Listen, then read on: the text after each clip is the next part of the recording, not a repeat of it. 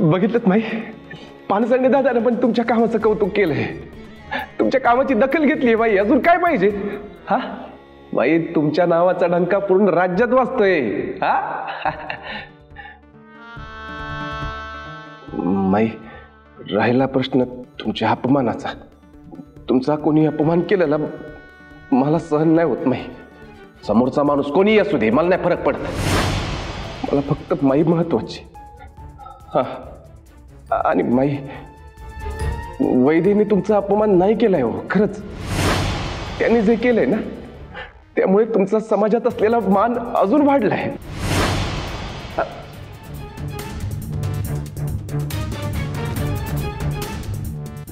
माई, तुम्ही अजून चिडलात का माझ्यावर? नका ना चिडू, बस झाला ना आता.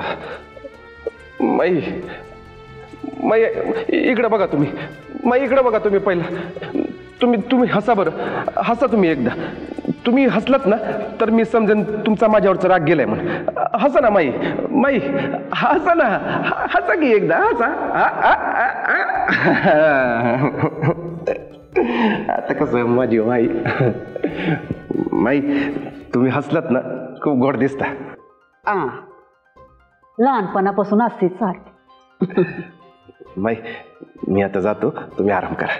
हा, येतो.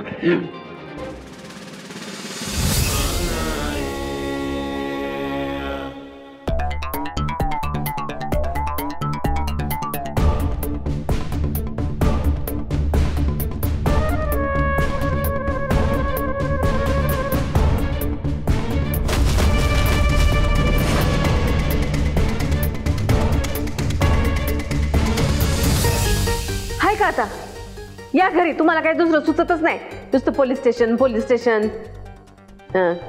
हाय राजधानी एक्सप्रेस. ओ थांबा जरा, तुम्हाला करते. कुठं निघाली एवढ्या काय गडबडीने? माणसं दिसत नाहीत होय समोर?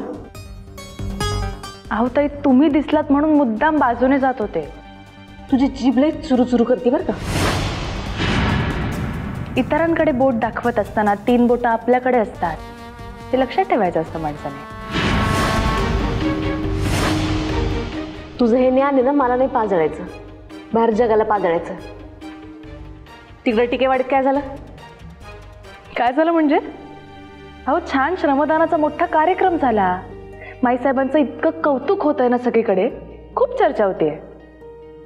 तुम्ही ऐकलं नाहीत वाटतं. येते. हाय, झालंय का माझं बोलून पूर्ण? कुठं चालली एवढ्या काय गडबडीने? माईच्या कौतुकाचं नाही विसरते मी तुला. माईची ही अवस्था कशामुळे झाली, ती कस काय चिखलात एवढी बरबटली होती ते विचारते.